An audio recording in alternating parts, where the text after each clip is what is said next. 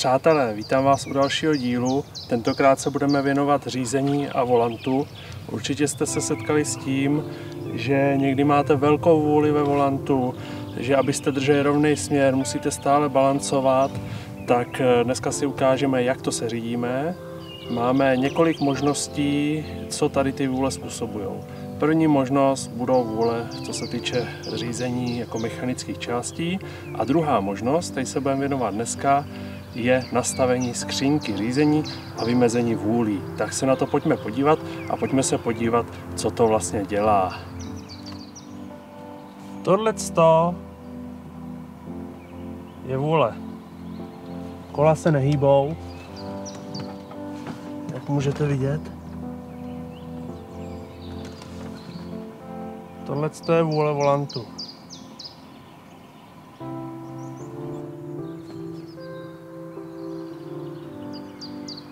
Takže vlastně celou cestu, aby jsme drželi auto v rovině, tak musíme balancovat tady tím způsobem. Můžou to být 2-3 palce vůle, může to být čtvrt otáčky volantu, může to být kolik vás napadne. Tak a jdem si ukázat, jak se to dělá, jak se to projevuje. Takže podívejte se na kola, pokud se kola nehýbou, znamená to, že máme takhle vůli. Pojďme se spolu podívat, jak se takové nastavení provádí. Já tady mám autobaterii, takže mě to celý stěžuje, protože ji musím vyndat, a pod baterií já mám skříň řízení, kterou se to nastavuje. Než se pustíme do samostatného nastavení té skříně řízení, tak bychom si měli říct, co vlastně je ta skříň řízení, k čemu slouží a jak funguje, na jakém principu. Co vás určitě nepřekvapí, k čemu skříň řízení slouží. Slouží k ovládání směru vozidla, to znamená k přenosu síly mezi volantem na řídící kola. V Terracanu máme hydraulickou skříň řízení. Skříň řízení se používá v terénních vozidlech zejména proto, že má zvýšenou odolnost a zvládne i těžké podmínky, po kterých samozřejmě s terénním autem jezdíte. To znamená různé nerovnosti, kameny, muldy a tak dále.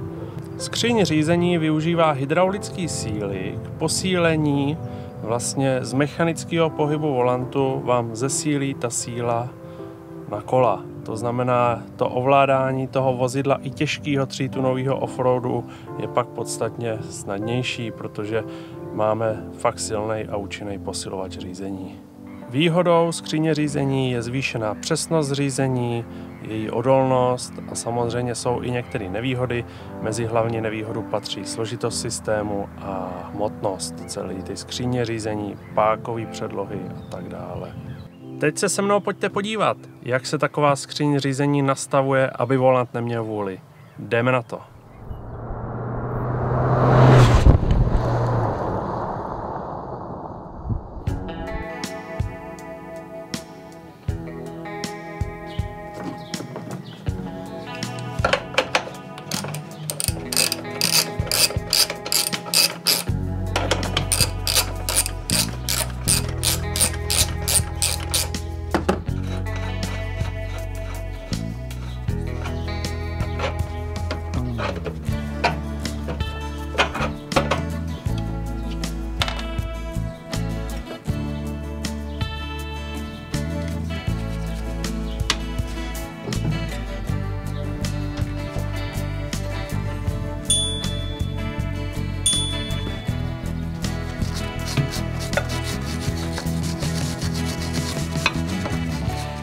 Mimochodem, pod tadytou čepičkou je maznička na mazání čepu a my si povolíme tu převlečnou matici a pomocí plochého šrobováku štelujeme tu vůli.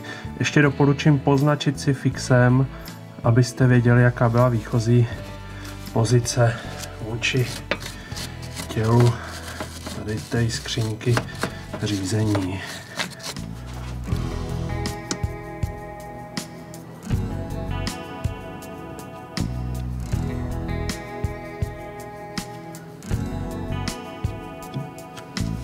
Takže použijeme klíč číslo 17.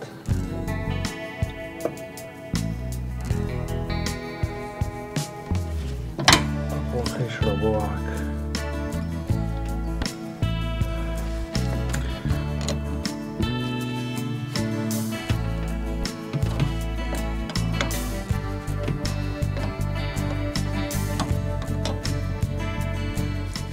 Po směru hodinových ručiček jemně můžeme dotáhnout.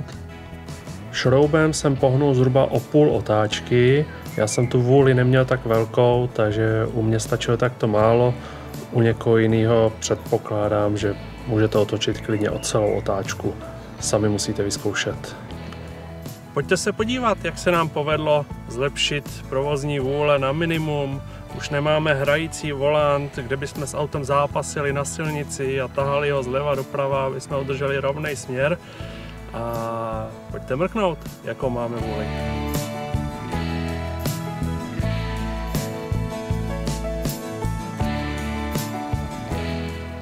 Jedno důležité upozornění, když nastavujete ten šroub na skříni řízení, tak nezapomeňte mít kola rovně. Nejen volant můžete mít nakřivo, ale kola musí být rovným směrem. Jo, to je taková poznámka. Geometrii si pak srovnáte, volant si přesadíte na 1000 hranů, tam už problém není. Nezapomeňte se taky podívat na moje další videa, kde najdete zajímavé tipy a triky, jak vylepšit nejen tohle auto, a taky jak se připravit na expedici do zahraničí, kde budete odkázáni jen sami na sebe.